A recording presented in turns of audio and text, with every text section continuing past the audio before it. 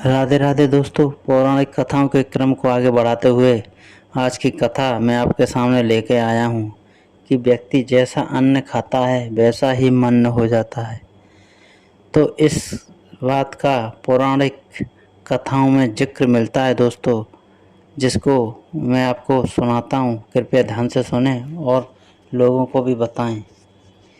एक बार एक ऋषि ने सोचा कि लोग गंगा में पाप धोने जाते हैं, तो इसका मतलब हुआ कि सारे पाप गंगा में समा गए और गंगा भी पापी हो गई।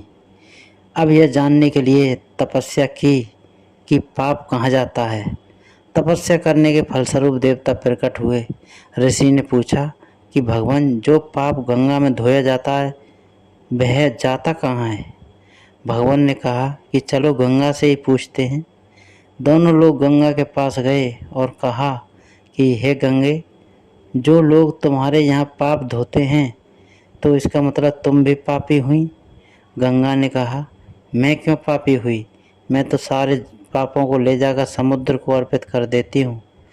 अब वे लोग समुद्र के पास गए और कहा, हे सागर, गंगा जो पाप आपको अर्पित कर देती है तो इसका मतलब आप भी पापी हुए। समुद्र ने कहा, मैं क्यों पापी हुआ, मैं तो सारे पापों को लेकर भाप बनाकर बादल बना देता हूँ। अब वे लोग बादल के पास गए और कहा, हे बादलों, समुद्र जो पापों को भाप बनाकर बादल बना देते हैं तो इसका मतलब आप भी पापी हुए। बादलों ने कहा, मैं क्यों पापी हुआ, मैं तो सारे पापों को वापस पानी बनाकर धरती पर भेज देता हूँ, जिससे अन्न उपजता है और जिसको मानव खाता है।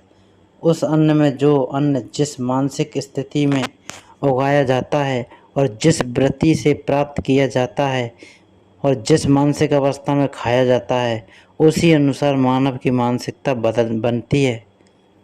अन्न को जिस वृत्ति से प्राप्त किया जाता है और जिस मानसिक अवस्था में खाया जाता है, वैसे ही विचार मानव के बन जाते हैं। इसलिए सदैव भोजन, सिमरन और शांत अवस्था में करना चाहिए। कम से कम अन्न जिस धन से खरीदा जाए वह धन ईमानदारी और श्रम का होना चाहिए। इससे संबंधित एक कथा भी महाभारत में आती है दोस्तों, उसको भी सुनिए। भीष्म पितामह सरसैया पर पड़े प्राण त्यागने के लिए शुक्ल पक्ष के आगमन की प्रतीक्षा कर रहे थे। भगवान श्री कृष्ण के आदेश पर युधिष्ठिर उनसे प्रतिदिन नीति ज्ञान लेते थे। द्रौपदी कभी नहीं जाती थी, उससे भीष्म के मन में पीड़ा थी। ग्रीष्म श्री कृष्ण ने भांप लिया। उन्होंने युधिष्ठिर से कहा, अंतकाल की प्रतीक्षा में साधनारत पूर्वज से सपरिवार मिलना चाहिए। परिवार पत्नी के बिना पूर्ण नहीं है। इशारा समझकर युधिष्ठिर जिद करके द्रौपदी को भी साथ ले गए। पितामह उन्हें नीति ज्ञान देने लगे। द्रौपदी कुंठित होकर चुपचाप सुन रही थी। अचानक द्रौपदी को हंसी आ गई। भीष्म ने कहा, पुत्री, तुम्हारे हंसने का कारण मैं जानता हूँ। द्रौपदी सकुचाई कि भीष्म ने कहा, पुत्री, तुम अपने मन को की दुविधा पूछ ही लो, मुझे शांति मिलेगी। द्रौपदी ने कहा, स्वयं भगवान श्री कृष्ण कहते हैं कि भीष्म के समान नीति का ज्ञाता दूसरा कोई नहीं, किंतु आपका ज्ञान कहाँ लुप्त हो गया था जब पुत्र वधू आपके सामने निर्वस्त्र की जा रही थी। भीष्म ने कहा, इसी प्रश्न की प्रतीक्षा थी। जैसा अन्न वैसा मन। मैं दुर्योधन जैसे अधर्मी का अन्न खा रहा था। उस अन्न ने मेरी बुद्धि जड़ कर दी थी। सही निर्णय लेने की क्षमता खत्म हो गई थी। अन्न ही रक्त का कारक है।